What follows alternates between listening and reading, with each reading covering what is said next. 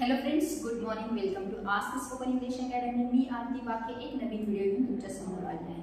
मागच्या व्हिडिओमध्ये आपण सिंपल प्रेझेंट टेन्स बघितलं होतं, बरोबर आहे. सिंपल प्रेझेंट टेन्समध्ये जर सब्जेक्ट अनेक वचनी असेल तर सेंटेन्सेस कसे होतात ते बघितलं होतं. त्याच्यातच आपण दुसरा पार्ट बघणार आहे. जर सब्जेक्ट एक वचनी झाला तर कसे वाक्य करायचे. ऑलरेडी आपण बघितलेलं आहे की सिंपल प्रेझेंट टेन्स आपण दररोज जे गोष्टी करत असतो, ठराविक वेळेने ज्या गोष्टी केल्या जातात, युनिव्हर्सल ट्रूथ जे आहे ते सांगण्यासाठी वापरलं जातं. त्याच्यासोबत कंपल्सरी टाइम फ्रेम येत असतं की तुम्ही ती क्रिया नेहमी कधी करता हे सांग, बरोबर आहे. तर आज आपण बघणार आहे जर सिंग्युलर सब्जेक्ट असेल, जसं की वाक्याच्या स्वरूपात कंपल्सरी सब्जेक्ट येतो, हे तुम्हाला लास्ट व्हिडिओमध्ये सांगितलेलं आहे. वाक्यामध्ये काही वेळेला ऑब्जेक्ट येतो, कॉम्प्लिमेंट येतं, हेही आपल्याला माहिती आहे आणि त्याचे व्हिडिओ सुद्धा आपण ऑलरेडी बघितलेले आहेत. तर जर सब्जेक्ट एक वचनी असेल म्हणजे सिंपल प्रेझेंट टेन्सचे सेंटेन्सेस करायचे आहेत आणि त्याच्यामध्ये जर सिंग्युलर सब्जेक्ट आला, सिंग्युलर नाउन आला किंवा सिंग्युलर प्रोनाउन आला तर वाक्य कसं होतं ते बघूया. तो स्ट्रक्चर आहे subject plus main verb dash es E. S तुम्ही म्हणाल मॅडम यस ईएस तर प्लुरल फॉर्म करत असताना होत असतं, जसं की boy boys, girl girls. Of course अनेक वचन जेव्हा नामाचं करायचं असतं तेव्हा यस यस प्रत्यय लागत असतो, पण जेव्हा यस यस क्रियापदाला लागत असतो तेव्हा ते सिंपल प्रेझेंट टेन्सचं वाक्य आहे हे समजलं जातं. सो सिंपल प्रेझेंट टेन्सचे जेव्हा आपल्याला वाक्य करायचे असतात आणि त्या वाक्यामध्ये जर तुम्हाला मेन वर्बसोबत यस किंवा ईएस हा प्रत्यय दिसला तर समजून घ्यायचे की ते सिंग्युलर सब्जेक्ट सोबत आलेला आहे. सो मेन वर्बला यस आणि ईएस हा प्रत्यय लावायचा. क्रियापदाचा हे अनेक वचन होत नाही तर क्रियापदाला जास्त प्रत्यय लागलेला आहे. देन ऑफकोर्स ऑब्जेक्ट किंवा कॉम्प्लिमेंट येणार आहे आणि वाक्याच्या शेवटी येणार आहे टाइम फ्रेम. नेहमीच्या क्रिया केल्या जातात ते सांगत असताना आपल्याला सिंपल प्रेझेंट टेन्स वापरतो. त्याचा अर्थ होतो करतो, करते, करतात. आता आपण सिंग्युलर बघणार आहोत त्यामुळे करते किंवा करतो या अर्थाने ह्याचा वापर होणार आहे. सिंग्युलर सब्जेक्ट मग कोणते आहेत ते बघूया. सब्जेक्ट इन द सेन्स आपण काय घेऊ शकतो, यू नो व्हेरी वेल. एक तरी ते नाउन्स असतील किंवा प्रोनाउन्स असतील. मग प्रोनाउन्स कोणकोणते आहेत, ही, शी, इट, धिस आणि दॅट हे असणार आहे सिंग्युलर प्रोनाउन. आणि नाउन्स तुम्ही कुणाचंही नाव इथे लिहू शकता, कोणताही जेंडर घेऊ शकता, पण तो एक वचनी असायला पाहिजे. For example mother, my friend, Aarti, Vishal, cat, tree, smartphone, fan. काहीही जे काही नावं आहेत, नाउन्स आहेत, एक वचनी जे काही असतील ते सगळे आपण काय करू शकतो ॲज अ सब्जेक्ट म्हणून यूज करू शकतो. प्रोनाउन मध्ये मात्र ही, शी, इट, धिस आणि दॅट हे येणार आहेत. आणि जेव्हा प्रॉपर नाउन घेणार आहे तेव्हा मात्र कोणतेही वर्ड्स ज्यांना आपण नाव ठेवलेलं आहे ओळखण्यासाठी ते प्रत्येक नाउन जर तो सिंग्युलर असेल तर तो काय आहे आपला त्या वाक्यासाठी सब्जेक्ट परफेक्ट असणार आहे. त्यामुळे तुम्ही कोणतंही नाव यूज करू शकता. म्हणजे वाक्याच्या सुरुवातीला काय वापरायचं हे आपल्याला कळलं आहे. Either the pronounce or the nouns which are singular. आता आपल्याला वापरायचं आहे मेन वर्ब. ऑलरेडी आपण बघितलेलं आहे. टू रन म्हणजे पळणे, रन म्हणजे पळतो. तसंच जेव्हा त्याला आपण यस प्रत्यय लावू तेव्हा सुद्धा ते होणार आहे पळतो या अर्थाने. इथं आपण यस हा प्रत्यय लावलेला आहे. अगेन टू कम म्हणजे येणे, कम म्हणजे येतो आणि कम्स म्हणजे परत येतो. टू आस्क म्हणजे विचारणे, आस्क म्हणजे विचारतो आणि परत आस्क्स विचार. टू जम्प म्हणजे उडी मारणे, जम्प उडी मारतो, तसंच जम्प्स उडी मार.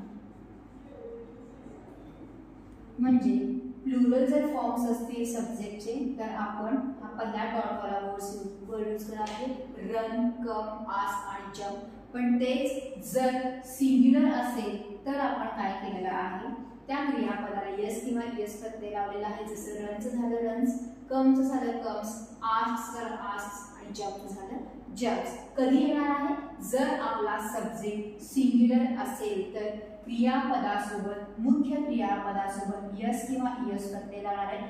यस कधी लावणार आहे, जेव्हा असला ओ असणार आहे, त्याच्यानंतर टीएच असेल, सीएच असेल, एक्स असेल शेवटी, तर आपण काय करतो, ईएस हा प्रत्यय लावतो.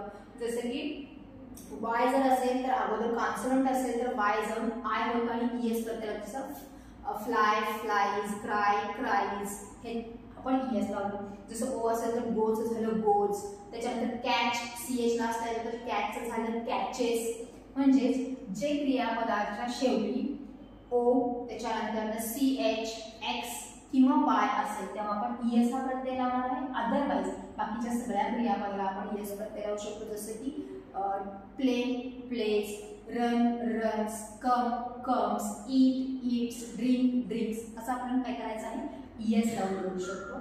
ऑफकोर्स काही सेंटेन्सेसची रिक्वायरमेंट ऑब्जेक्ट घेऊन होत असते, काहींमध्ये कॉम्प्लिमेंट वापरायचं असतं. It depends upon your sentence. तुमचा सेंटेन्स किती लहान आहे, किती मोठा आहे, किती डिटेल्स त्याच्यामध्ये तुम्ही यूज करणार आहे सांगण्यासाठी, त्यानुसार ऑब्जेक्ट किंवा कॉम्प्लिमेंट आपल्याला यूज करायचं आहे. ॲज युजुअल सिंपल प्रेझेंट टेन्समध्ये कंपल्सरी टाइम फ्रेम येणं गरजेचं आहे की ती क्रिया तुम्ही नेहमी कधी करता हे सांगण्यासाठी. सो काही एक्झाम्पल्स बघूया.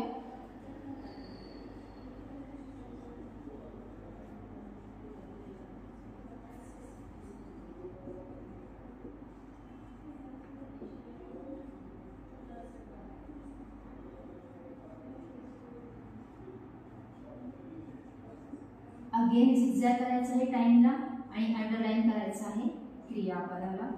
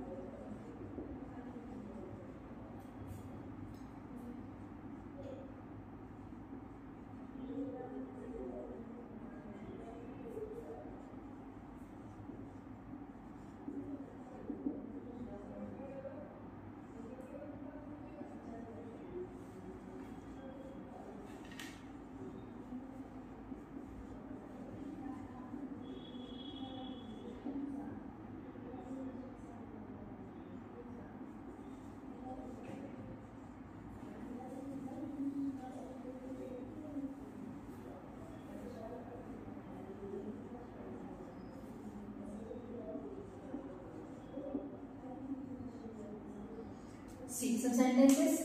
My mother makes South Indian dishes every week. प्रत्येक आठवड्याला माझी आई साऊथ इंडियन डिशेस बनवते.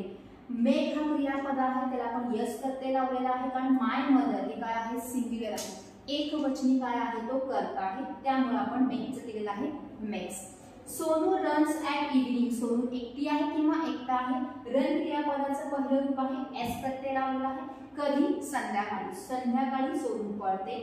शी कुक्स ट्वाइस अ डे. दिवसातून 2 वेळा ती स्वयंपाक करते. कुक हे क्रियापद आहे, यस हे प्रत्यय लावलेला आहे कारण शी हे सिंग्युलर प्रोनाउन घेतलेला आहे. Dog barks at night. कुत्रा रात्री भुंकतो. बार्क हे क्रियापदाचं पहिलं रूप आहे, तर आपण परत यस प्रत्यय लावलेला आहे कारण डॉग एक वचन आहे. तारा कॉल्स मी एव्हरी नाईट. तारा रोज रात्री मला कॉल करते. तारा एक वचन आहे. कॉल क्रियापदाचं पहिलं रूप आहे, आपण त्याला यस हा प्रत्यय लावलेला आहे. This road goes to MG road. हा रोड एमजी रोडला जातो. रोड्स घेऊ शकता किंवा गोज घेऊ शकता किंवा लीड सुद्धा आपण हा शब्द घेऊ शकतो की हा रोड एमजी रोडला जातो. आणि that beggar bags day and night. तो भिकारी दिवस रात्र भिक्षा मागतो किंवा भीक मागतो. बेग ही क्रियापदाचं पहिलं रूप आहे, एस प्रत्यय लावलेला आहे कारण भिकारी काय आहे, एकटा आहे. या प्रत्येक वाक्यामध्ये तुम्हाला सिंग्युलर सब्जेक्ट दिसणार आहे. मदर एकटी आहे, सोनू एकटी आहे, शी हे एकच आहे, डॉग एक आहे, तारा एक आहे, हा रोड एकटा आहे आणि तो भिकारी सुद्धा एकटा आहे. त्यामुळे आपण प्रत्येक क्रियापदाला यस प्रत्यय लावलेला आहे. म्हणजेच तुम्हाला काय करावं लागणार आहे, सब्जेक्ट नुसार मेन वर्बचं फॉर्म बघावं लागणार आहे. अगेन धिस आणि दॅट हे सिंग्युलर प्रोनाउन जे आहेत ते यूज करत असताना ऑलमोस्ट त्याच्यासमोर आपल्याला एक प्रॉपर नाउन यूज करायचं आहे. एक वचन आहे, जवळ आहे, लांब आहे, ह्या सगळ्या गोष्टी आपण डिटेलमध्ये धिस आणि दॅट ह्याचा सेपरेट व्हिडिओ केलेला आहे. तो तुम्ही रेफर करू शकता, बघू शकता की कशा प्रकारे आपण सेंटेन्सेस त्यांचा वापर करू शकतो. So this is about simple present tense. आपण टू म्हणूयात वाटतं. सिंपल प्रेझेंट टेन्स मधला एक स्ट्रक्चर आपण बघितला अगोदर, ज्याच्यामध्ये आपण क्रियापदाचा फर्स्ट फॉर्म यूज केलेला where there the plural pronouns and the nouns, and this is the second one जिथे आपण सब्जेक्ट घेतलेले आहे सिंग्युलर आणि त्याच्यासोबत वापरलेलं आहे क्रियापदाचे यस किंवा इयस प्रत्यय. सो जेव्हा आपण सिंपल प्रेझेंट टेन्सचे सेंटेन्सेस करणार आहे किंवा डे टू डे लाईफ मध्ये जास्तीत जास्त आपण सिंपल प्रेझेंट टेन्सचा वापर करतो. तो येतो, जातो, बसतो, खातो, पितो, उठतो, मला विचारतो, सांगतो, संध्याकाळी फिरायला जातो, हे सगळे सेंटेन्सेस सिंपल प्रेझेंट टेन्स मध्ये येतात. पण कोण करतो यानुसार मात्र आपल्याला मेन वर्बवर फोकस करायचा आहे. सो जास्तीत जास्त सेंटेन्सेसची प्रॅक्टिस करा. अशा प्रकारे वर्ब्स लिहून काढा. 3 प्रकार कसे आपण वेगवेगळे यूज केलेले आहेत. पहिला प्रकार आहे तो इन जनरल वर्ब आहे. दुसरा जो घेतलेला आहे तो सिंपल प्रेझेंट टेन्सच आहे पण तो प्लुरल साठी वापरतो. आणि तिसरा जो आज आपण बघितलेला आहे तोही सिंपल प्रेझेंट टेन्सला वापरतो but that is for the singular pronoun and noun. So अशा प्रकारे त्यांना लिस्ट करा म्हणजे तुम्हाला सेंटेन्सेस करत असताना एकदम इझी होणार आहे. सेंटेन्सेसची प्रॅक्टिससाठी पहिल्यांदा तुम्हाला गरजेचे आहे क्रियापद, दुसरं गरजेचं आहे की तो सिंग्युलर आहे का प्लुरल बघणं, म्हणजे तुमचे सेंटेन्सेस काय होणार आहेत इझिली व्यवस्थित होणार आहे. So this is for today. परत आपण सिंपल प्रेझेंट टेन्सचे अजून 2-4 व्हिडिओ बघणार, कारण आपण जेवढा इन मध्ये छोटे छोटे कन्सेप्ट घेऊन बघणार तेवढंच ते लक्षात राहणार आहे. एकाच व्हिडिओमध्ये सगळं देण्यापेक्षा छोटे छोटे व्हिडिओ आपण बघत आहोत. So this is for today. Thank you.